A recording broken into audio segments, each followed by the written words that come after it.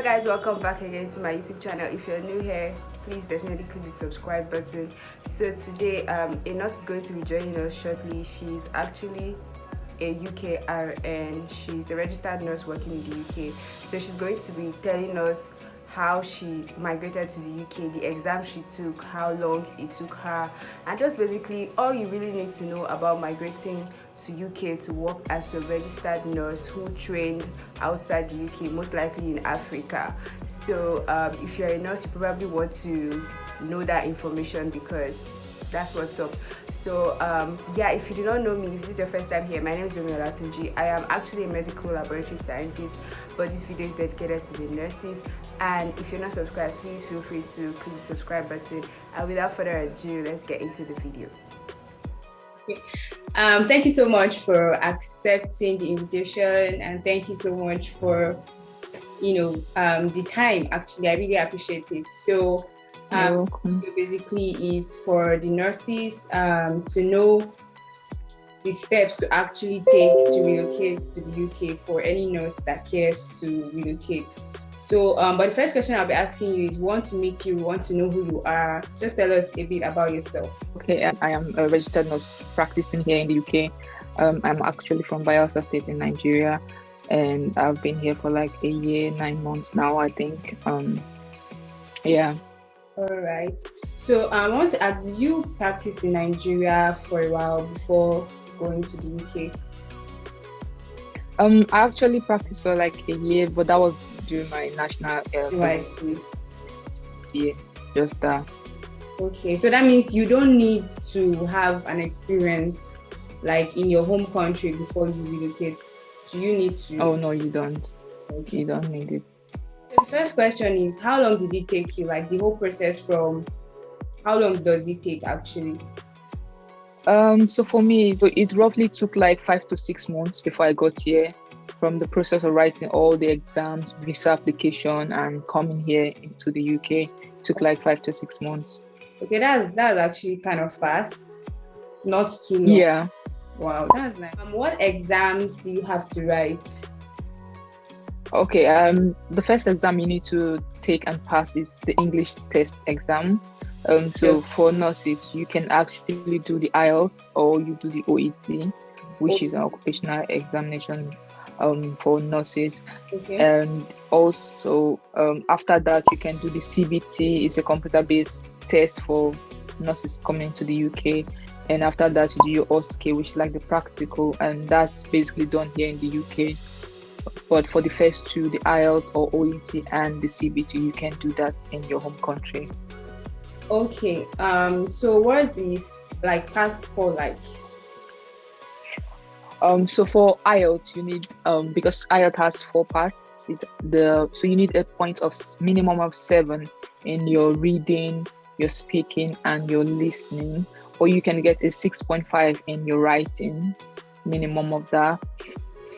And for the OET, it's like a B in. It's just like same, but B. It's A, B, C, D. That's how they grade it for OET. But you need a B in speaking, listening, and reading. But you can get a C+ in writing. That's also acceptable. Okay. So now you said something for the OSCE, you can write it over there. So is it that you can actually relocate first? You actually relocate. You actually move to the UK and then you write the OSCE, or you just travel to the UK just for the OSCE, then come back?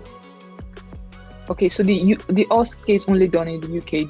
We don't have centers in our countries, so it's only done here in the UK. And basically, when you pass your English exam and your CBT, you can apply for your visa, your work visa, to come over here. So when you come here, you don't really necessarily need to go back and come back again. So when you come, you're here already. Then you have like, give or take, 4 to 6 weeks to prepare for your last exam.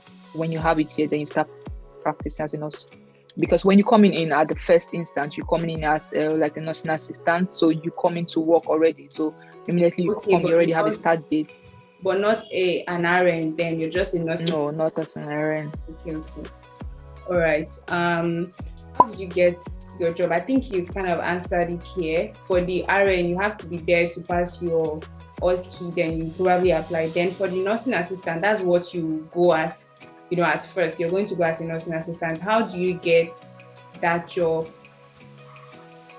Okay, so after you pass your exams, the 2 exams I already mentioned, after you pass those exams, you can start applying for a job as, we call it pre-registration nurse posts. So you can apply as a pre-registered nurse or oversee nurses. Okay. That's what you can apply as. So when they review your CV and they'll ask you if you've started your registration as a nursing assistant, like I said, and hospital as a nurse after you pass your OSCE. So it's quite straightforward. Okay, so you basically apply for the job back here in Nigeria as a Yeah.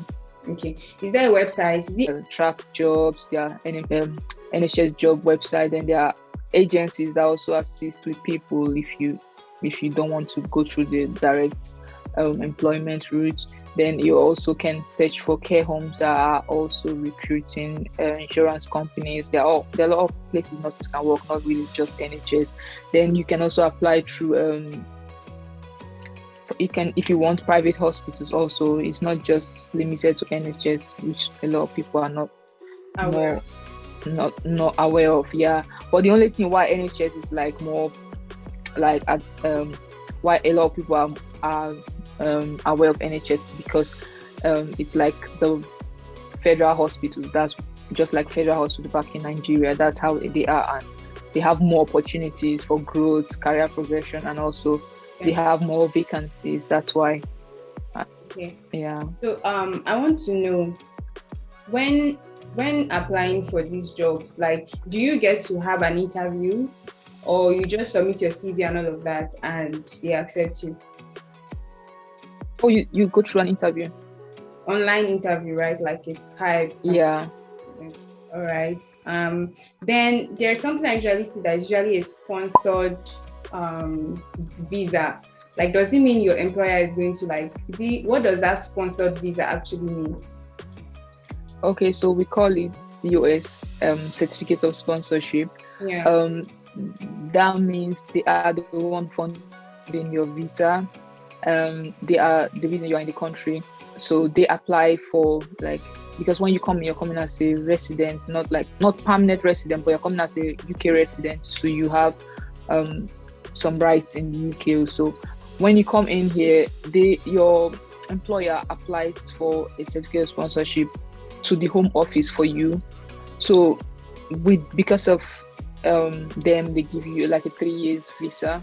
So when you have that 3 years visa under the hospital, so it's just like a tie binding you and the hospital. If you leave your employment with them, you basically do not have any visa in the country, and it's that you apply for another hospital or you leave the country. That's how it is. That's why they are the ones sponsoring your visa.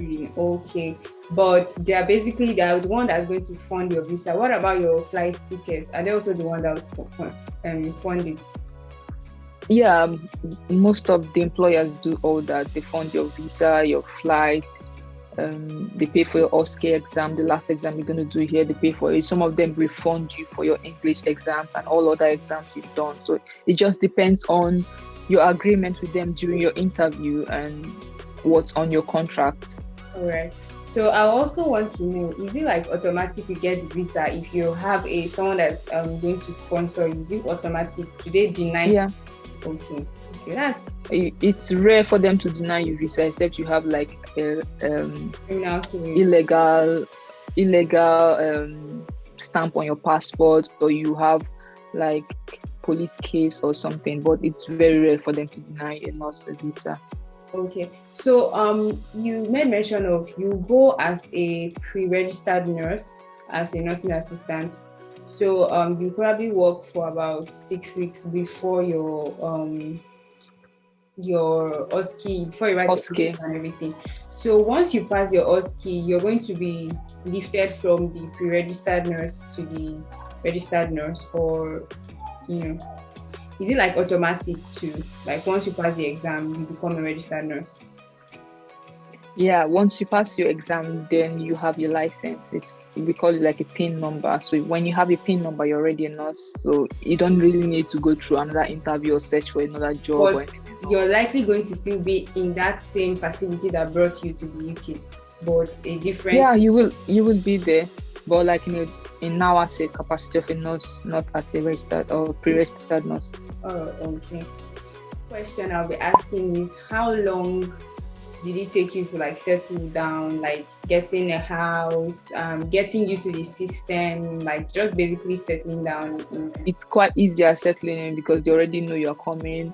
They get you all the basic things you need, and they put you through not only your work but also helping you opening your bank account, helping you with like showing you around and everything. So they are really helpful. So it's easier to settle in when you have a good employer to show you everything, and not just your hospital, but shows you everything, take you around where you can buy things, because it's like a different world altogether. And Yeah. if you don't really have someone, it's going to be so difficult. But generally, I think I settled down very quickly. Like in few weeks, I was okay already. Okay. And also that means it also depends on your employer. If you have an employer that really makes it easy for you to settle down, then it will be faster. Yeah, and also if you have family and friends in the UK, it's easier also, and depends on the city you are. If you are close to your relatives, it's quite easier, but if you're far from them, it might be difficult. But you can always communicate with them on phone if you find it difficult to settle in. Okay. You made mention of agencies. So that means it's not actually compulsory to go through an agency.